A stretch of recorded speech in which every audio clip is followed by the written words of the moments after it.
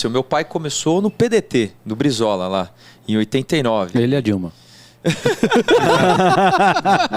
Aí, Deus me livre, pelo amor de Deus. Brincadeira. Uma piadinha. Sem ofensa. Errou, ele não vai te receber mais com aquela azetoninha. Agora não tem mais azetoninha, fudeu. Fudeu, velho. Tem que ter mais aquela cerveja gelada, velho. Ixi, ele tá na luta ali, viu, bicho, pelo bolso. Tá foda. Então, e aí, logo depois, mas ele era uma pessoa que ele gostava do Fernando Henrique e tal, no começo, e aí ficou no 45, você não consegue sair mais, porque daí você cola aquela marca em você do número, né? E político tem muito isso, você trocar o número, trocar a legenda, isso perde Você vê, a gente teve uma eleição agora, 65% da população não lembrava em quem votou para deputado estadual ou senador. Isso agora, saiu agora, eu tava lendo isso aí, fiquei impressionado. Agora, na última eleição? Já Agora, Já esqueceu?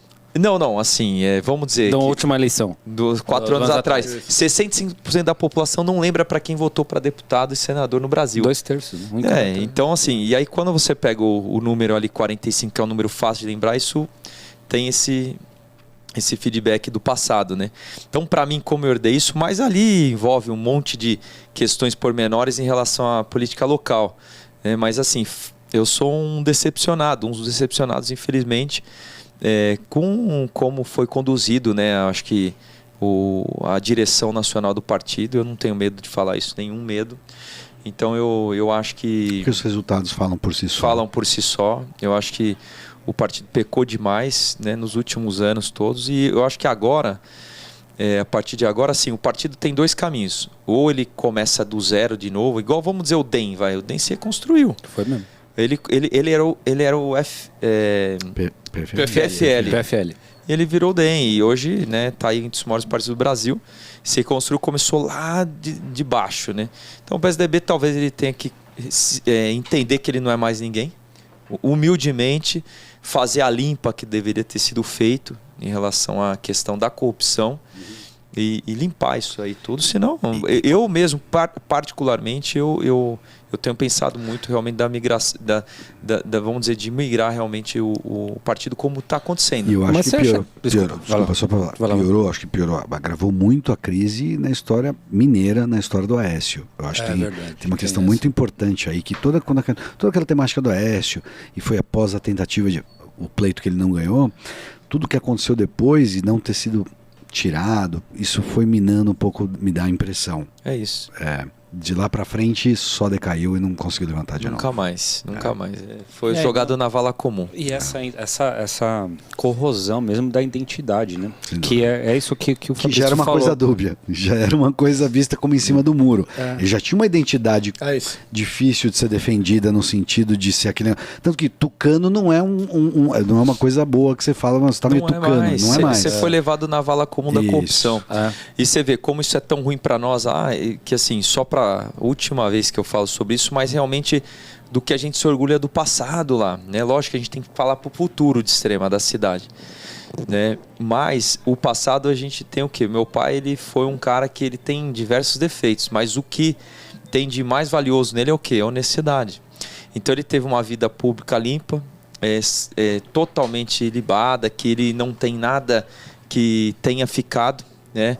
E não só do ponto de vista jurídico, no papel, que eu falo para você que ele realmente é 100%, não teve nada que desabonou a vida dele juridicamente, mas do ponto de vista do que todo mundo ali que trabalhava na prefeitura falava. Moral. Eu vou dar um exemplo para você. Qual que é hoje o maior sistema vamos dizer assim, o maior sistema de corrupção brasileiro? É o entrave entre o público e o privado, a propina, vamos chamar assim. Então, e meu pai tinha uma questão muito legal que ele fez a vida toda, porque como ele trouxe muita empresa para a Extrema, o que ele conseguiu fazer? Ele tinha uma transparência muito grande. Então ele fazia o quê? Ele pegava e fazia assim, você é empresário, porque chegou um ponto que todo mundo queria ir para a Extrema. Todas as empresas, o que está acontecendo até hoje ainda. Então o empresário quer ir para lá. Ele quer alguma coisa, ele quer um benefício, alguma coisa. Então ele busca isso como alternativa para valer a pena o custo e seja a mudança qual for que a gente chamar. E meu pai tinha essa característica, ele fazia uma junta. Então ele estava sempre com vereadores e toda a comitiva da prefeitura, seja os secretários, que participavam de todo o trâmite e a negociação. A negociação era sempre assim. Então, definia-se os benefícios que o empresário ia levar, no sentido assim, olha, o que você vai ter? Você vai ter doação de terreno, isenção de ISS, o que você vai receber? E aí, ia em Belo Horizonte, negociava com o Estado, e a contrapartida era o quê? Trazer emprego e renda. Nada mais do que isso. Então, isso foi muito legal porque todo mundo sabe disso.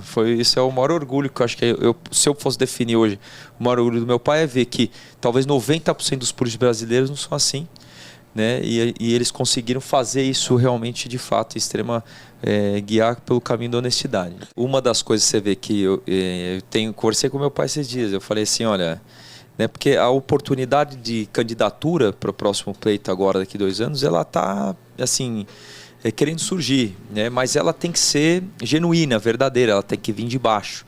Você pode querer ser candidato, mas se não tiver um sentido assim, lateral e de baixo para cima, ela não tem valor e não vai chegar em lugar nenhum. Então você tem que aguardar seja popular, se você tem empatia com o povo, aonde você quer se candidatar, se você tem força com o teu grupo. Então, e aí, mas nesse tudo que tá, como eu herdo já e eu tenho navegado um pouco tentando me embrenhar nisso, porque eu tenho o ideal e tenho vontade, eu tenho desejo e vontade realmente de me doar isso. Né? Mas meu pai, numa conversa, falou, olha, prepare-se porque você vai perder algumas coisas pessoais suas e você perde, né? Então, por exemplo, a parte financeira monetária, perda. A gente que tem a questão médica, que nos dá um retorno financeiro muito bom hoje no país, você perde. Então, você está preparado? Você vê lá, sua mulher não vai reclamar, né? Então tem essa. Eu já estou tendo esse trave em casa. Não, eu já falei para ela, nós vamos perder. Porque na política, se você for correto, você vai perder. Não tem como você ganhar dinheiro. Tem. Você vai ter que investir dinheiro para ganhar a eleição. Que se você... Primeiro, no município não chega fundo partidário. Então você tem que bancar do bolso, tá certo? Se tiver um amigo ou outro, uma empresa que te doe, legalmente seja ela a forma correta, mas que você tenha doações, mas você tem que pôr do teu bolso. Você tem que mostrar que você tem ali o teu ideal. Você não pode ser candidato sem pôr algum dinheiro lá na política. Skin the game. Então, não, e até uma ideia socrática daquele cara que teve sucesso, que passou por várias coisas na vida e aprendeu. É o cara que depois, lá na frente, vai tocar polis, entendeu? Ele não tem interesse no dinheiro. Não é por causa do dinheiro. Ele tem que ter um certo sucesso, entre aspas. Vamos dizer, não digo financeiro, não quero pegar no financeiro, porque depois os caras vão começar a falar que a gente... é só rico, pode ser político. É isso, exato, é isso. Eu não quero trazer só isso. Mas a questão monetária também está em volta nisso, né? O cara tem que ter tido algo, ele tem que ter feito algo de bom, e tem que saber fazer para poder chegar lá e poder tocar uma polis, uma cidade dessa, cara. Tem uma ideia socrática nisso daí. E assim, ali é um desafio enorme, né? Então, assim, realmente tem que ter isso na cabeça, preparar que realmente você vai andar para trás. E meu pai vem falando a mais ainda. Ele falou, ó, culturalmente você vai evoluir um pouco, porque você deixa de... Então, seus negócios vão para trás, você vai deixar de olhar para o teu capital ali, para o teu dinheiro, para tua casa. Você vai ter que abrir mão de tudo isso, né? Até para não ter conflitos de interesse, né? O que aconteceu na história do meu pai, por isso que eu estou fazendo o Caião colocou isso aqui, mas o que acontece? Lá meu pai tinha um hospital e eles como médicos empreendedores, na época eles eram em 4 sócios lá, eles ganharam muito dinheiro como médico. Era como, vamos dizer assim, um médico naquela época, década de 80, 90, no interior, ele ganha, vamos supor, 20 mil reais por mês aqui em São Paulo. Lá eles ganhavam 40. Mas eles eram em 2, era meu pai e minha mãe. E o custo de vida lá era nada. Então eles fizeram a vida deles assim. E aí, só que o hospital é privado. Então o que é tão legal hoje de você ver que depois de tantos anos administrando a cidade e ao mesmo tempo o hospital, porque daí tinha os sócios que administravam junto, eles conseguiram desvincular isso aí. O hospital é privado e tem a empresa municipal. Né? Os contratos sempre foram assim, vamos dizer, eles eram... tem um termo, me fugiu aqui, acho que a cerveja está fazendo o efeito. Licitados? Não, eles eram ruins para o hospital. Né? Então eles eram sempre prejudiciais para o hospital. Perfeito. Porque meu pai ele tinha muito medo, não era deficitário, mas ele tinha muito medo, e no sentido assim de deixar muito transparente, que assim, não basta você você falar que você é, você tem que mostrar. Então ele queria deixar assim, ó, não tem vínculo realmente a prefeitura com o hospital próprio dele. Então ao longo da vida ele foi sempre prejudicando o hospital. Quando eu cheguei lá em 2010, eu acho que é até isso que o Caio fez o gancho, o que a gente viu? Um hospital que estava mais sucateado do que qualquer outra coisa, né? Era um hospital com história, tinha uma história muito bonita, que cresceu, mas chegou num ponto que estagnou.